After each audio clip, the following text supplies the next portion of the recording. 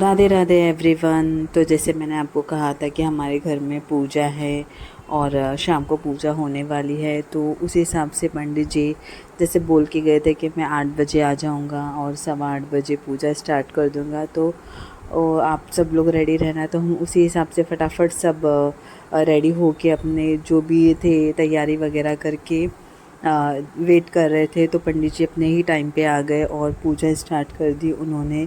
पूजा में जो भी उन्होंने रेडी किया था काफ़ी अच्छा, मतलब 3 या 4 घंटे उनको लगे थे सारा सामान रेडी करके रखने के लिए। ये सब अपने हाथों से उन्होंने रेडी किया। ये जो भी इन्होंने डिज़ाइन वगैरह की है ना चावल से, उन्होंने सब अपने हाथों से ही रेडी किया है हुआ है।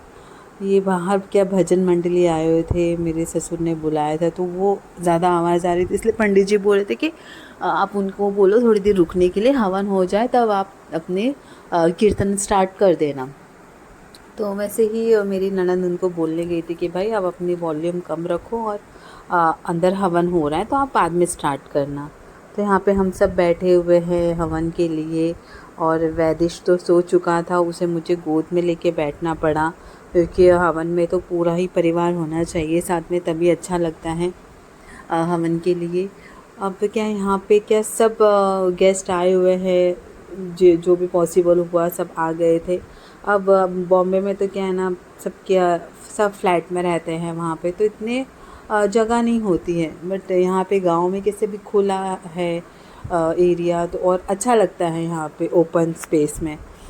तो हमारा भी बहुत अच्छा मन लग गया है यहाँ पे, क्योंकि पूरा खुला खुला है। बच्चों भी बहुत ज़्यादा इन्जॉय कर रहे हैं यहाँ पे। मेरी बुआ सास ननंद वगैरह, मेरी मौसी सास सब आई हुई हैं।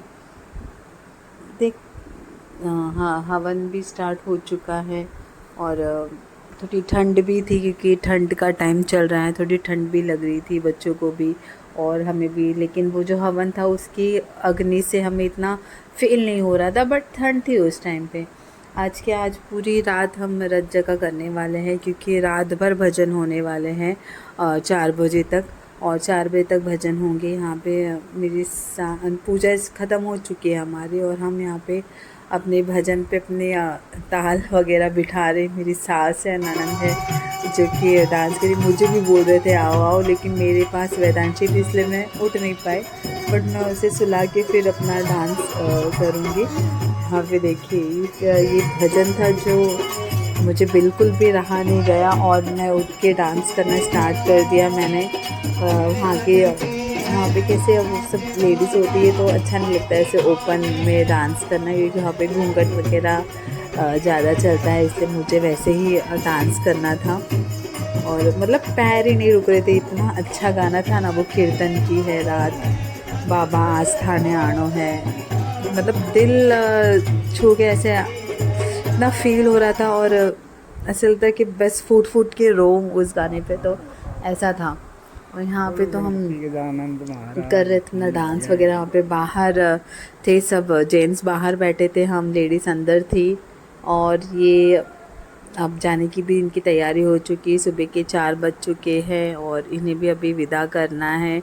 तो हमारे यहाँ पे वो पगड़ी वगैरह पहनाते हैं जब विदाई होती है। तो यहाँ पे पगड़ी, मेरे हस्बैंड और मेरे ससुर पगड़ी पहना रहे हैं, इन्हें विदा कर रहे हैं जो भी हैं। तो ये अपनी तैयारी कर रहे हैं जाने की। लेकिन ये पल है ना, ऐसे मैंने कैमरे में जो कैच किया है, जो कैप्चर किया है, वो इतने अच्छे पल है ना कि जब भी हम देखेंगे तो ऐसी सारी चीज़ें हमारे आँखों के सामने होगी, क्योंकि कुछ अच्छे पल है जो रह जाते हैं, ऐसा होता है। लेकिन टाइम इतना फास्ट गया ना, समझ ही नहीं आया कि इतना फटाफट कैसे निकल गया।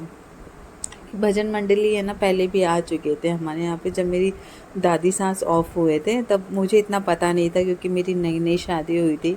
बट उस टाइम पे भी उन्होंने हमारे यहाँ पे वो, क्योंकि दादी सास ने 100 क्रॉस कर लिया था तो उन्हें बुलाया था, इसलिए तो इन्हें इस बार भी इन्हें यहाँ पे बुलाया हुआ है हवन के टाइम पे। और अपना जो भी है कर रहे हैं। यहाँ पे मेरे ससुर है जो स्टोरी सुना रहे हैं पुरानी, तो मतलब काफ़ी अच्छा लग रहा है ये सब सुन के कि वो पुरानी जो भी थी स्टोरियाँ सुना रहे हैं, तो मैं भी आपको सुनाना चाहती हूँ यहाँ पे। बिना काम चाहे नहीं तो क्या मत ना मारूं।